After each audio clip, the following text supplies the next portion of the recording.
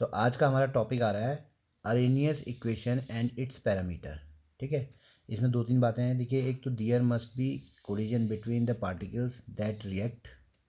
दूसरा है there should be enough energy among collision to make the product, ये भी हम पढ़ चुके हैं। They should have proper orientation. ठीक है, एक तो कोलिजन होना चाहिए दो पार्टिकल्स के बीच में, ये जरूरी है। और उसके बाद जो कोलिजन हो रहा है उसमें इनफ एनर्जी होनी चाहिए। और तीसरा यह है दे शुड हैव प्रॉपर ओरिएंटेशन, ये आपको बात बताई थी। नहीं तो अगर एनर्जी होगी और ओरिएंटेशन प्रॉपर नहीं होगा तब भी आपका ये इफेक्टिव कोलिजन नहीं होगा। फिर है टेम्परेचर के इफेक्टर को हम देख रहे हैं इसमें। In general an increase in temperature increase the rate almost all the reaction on the other hands. A decrease in temperature decrease the rate of as well.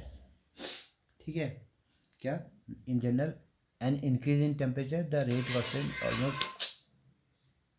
almost all the reaction on the other hand a decrease in temperature decrease the rate as well। ठीक है, तो अब इसका example देखिए। In the decomposition of nitrogen pentoxide N2O5, ये इसमें time taken है। इधर इधर हमने टेम्परेचर ले रखा है।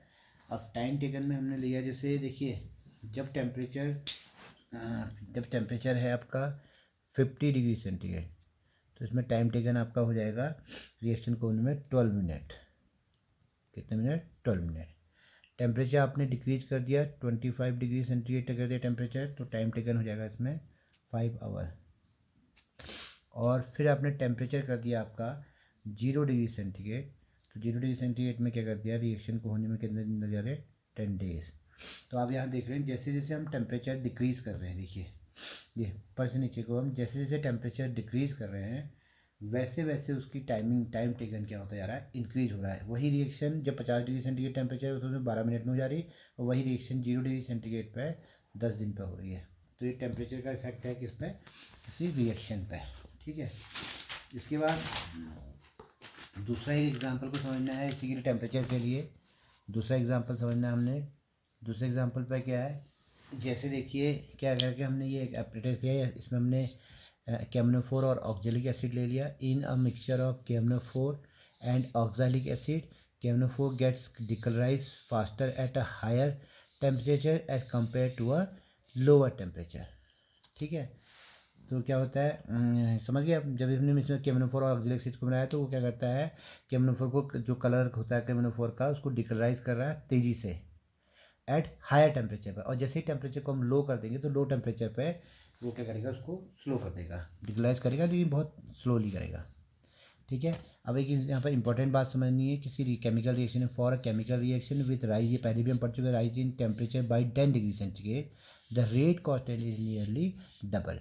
फिर होता है, तो अब बात ये समझनी कि so how can we measure this temperature dependence, तो इस टेम्परेचर डिपेंडेंस को हम कैसे मेजर करेंगे? तो इसके लिए क्या था, देखो, the temperature dependence of the rate of a chemical reaction can be accurately explain by Arrhenius equation.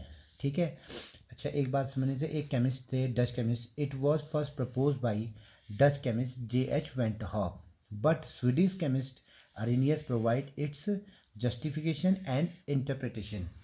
अब इसका इंटरप्रिटेशन क्या है ये देखने के लिए आप समझिए, यहाँ पर को अब आ रहा है interpretation of Arrhenius equation. Interpretation of Arrhenius equation पे आप देखेंगे क्या हो रहा है। ये इक्वेशन को हम ऐसे लिखते हैं, के बराबर कैपिटल ए e⁻⁸ इसमें ये देखना है के यहाँ पर को रेट कांस्टेंट है, ए जो है कैपिटल ए जो है अरेनियस फैक्टर बोलते हैं, इसी को फ्रीक्वेंसी फैक्टर भी बोलते हैं, और इसी को प्री एक्सपोनेंशियल फैक्टर भी बोला जाता है। एक बात ध्यान देनी है, constant for a particular reaction and include factors such as frequency and orientation of a collision. आपको याद होगा हमने कहा था कि जो एक के होता है किसी रिएक्शन की कैरेक्टरिस्टिक से होती तो एक कांस्टेंट है, लेकिन अलग अलग रिएक्शन के लिए अलग अलग होगा। आर यहाँ पर कोई गैस कांस्टेंट है जिसकी वैल्यू है 8.314 जूल पर केल्विन, और ई ए जो आपकी एक्टिवेशन एनर्जी है जूल पर मोल में। अच्छा एक और बात से कंबाइंड रूप से ए और ई ए को मिलाकर, ए क्या है आपकी अरेनियस फैक्टर और ई ए क्या है आपका एक्टिवेशन एनर्जी, इसको कंबाइंड रूप से बोलते हैं are, collectively called Arrhenius parameters. और टी यहाँ पर को टेम्परेचर है केल्विन में। और e⁻⁻⁸ ये होता है fraction of molecules present in a gas having kinetic energy greater than EA at a particular temperature.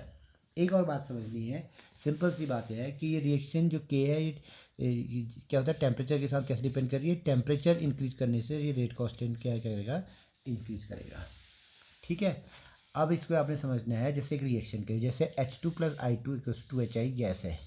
ये H2 का मॉलिक्यूल है, इसके बीच में बॉन्डिंग है, ये I2 का मॉलिक्यूल है। पहले हम A और B करके पढ़ चुके हैं इसको भी। अब क्या होगा, H2 का और I2 का बॉन्ड ब्रेक होगा। ये I2 का बॉन्ड है, ये H2 का, ये बॉन्ड आपस में यहाँ से ब्रेक होंगे और यहाँ पर H और I के बीच फॉर्मेशन और H और I के बीच फॉर्मेशन जाएगी। तो जैसे ट्वाइस HI बन जा रहे हैं। तो ये बीच में अनस्टेबल इंटरमीडिएट्स है, इसमें ये दो चीज़ें इसमें प्रोसेस होंगी। एक तो ये बॉन्ड ब्रेक होना शुरू हो रहे होंगे और ये बॉन्ड बनने फॉर्म होना शुरू हो रहे हैं। ठीक है, तो इसके बाद आपने समझना है यहाँ पर को, देखिए